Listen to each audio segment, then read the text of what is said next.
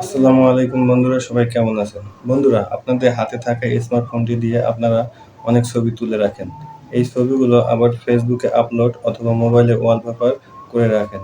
তো অনেক সময় ফেসবুকে ছবিগুলো আপলোড করতে গিয়ে ভাবেন যে ছবিটির ব্যাকগ্রাউন্ড যদি ভালো হতো অথবা ছবিটির লাইটিং যদি ভালো হতো তাহলে খুব বেটার হতো।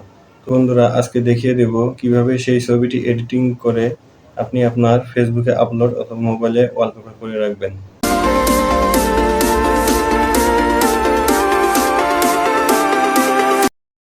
তো বন্ধুরা, ছবি এডিট করতে গেলে সর্বপ্রথম আপনাকে যে কাজটি করতে হবে, গুগল প্লে স্টোরে গিয়ে সার্চ করতে হবে স্ন্যাপসিড। স্ন্যাপসিড অ্যাপটি ডাউনলোড করে নেবেন। আমার কাছে যেহেতু ডাউনলোড করা আছে, আমি আগে ডাউনলোড করে রেখেছি। আমি সরাসরি ওপেনে চলে গেলাম।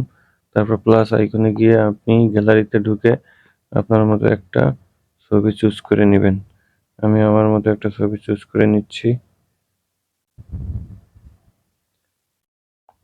আমার মতো একটা ছবি চুজ করে নিলাম। এরপর আমরা কাজ শুরু করব। টুলসে যাব। টুলসে গিয়ে ডিটেলসে ঢুকবো। ডিটেলসের মাঝে দুটো অপশন আমরা হালকা একটু বাড়িয়ে নিব।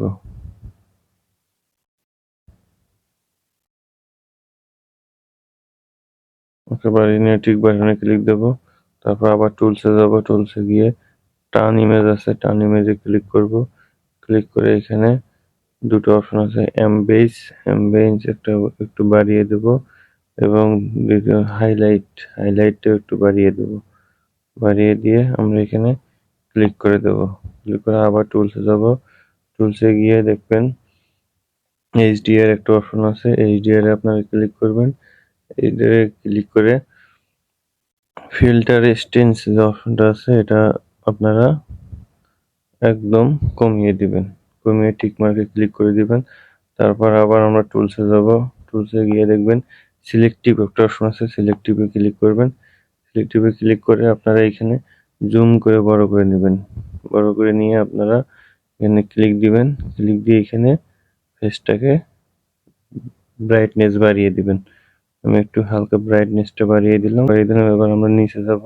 নিচে এই কালো দাগটাকেও আমরা ব্রাইটনেস করে বাড়িয়ে নেব। ওকে, মোটামুটি আমরা বাড়িয়ে নিয়েছি। এবার টিক মার্কে ক্লিক দেব। আমরা আবার টুলসে যাব। টুলসে গিয়ে গ্লো একটা অপশন আছে, গ্লো অপশনে গিয়ে আমরা গ্লোটা কমিয়ে দেব। কমিয়ে টিক মার্ক দেব। দেখতে পাচ্ছেন আমাদের ছবিটা মোটামুটি একটু গ্লো আর চলে আসছে। এখন আমরা পরবর্তীতে কাজ করব। টুলসে যাব। টুলসে গিয়ে পোর্ট্রেইটে ক্লিক করব। পোর্ট্রেইটে ক্লিক করে আমাদের এখানে দেখবেন স্পটলাইট একটা অপশন আছে, ফেস স্পটলাইট অপশনটা বাড়িয়ে দেব। ওকে, বাড়িয়ে ক্লিক করে দেব। আবার টুলসে যাব। টুলসে গিয়ে দেখবেন হোয়াইট ব্যালেন্স অপশন আছে, হোয়াইট ব্যালেন্স অপশনে যাবেন। হোয়াইট ব্যালেন্স অপশনে গিয়ে আপনি টেম্পারেচারটা অল্প একটু নিয়ে নেবেন। আমি হালকা একটু টেম্পারেচার নিয়ে নিলাম।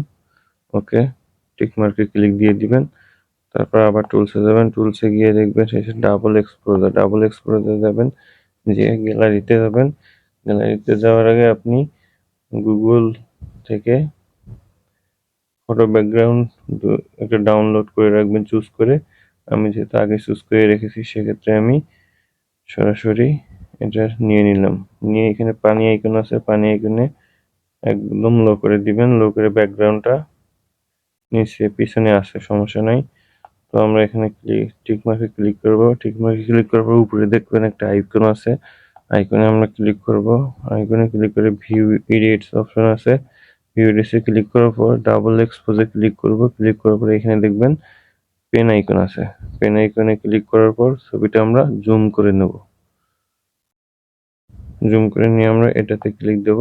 ক্লিক দিয়ে আমরা এই ছবিটাকে যত সুন্দর করে আমরা ঘষে যত সুন্দর করে নিতে পারি তত ছবিটা সুন্দর হবে। মোটামুটি আমি আমার ছবিটাকে পুরোটাই ঘষে নিয়েছি সুন্দর করে।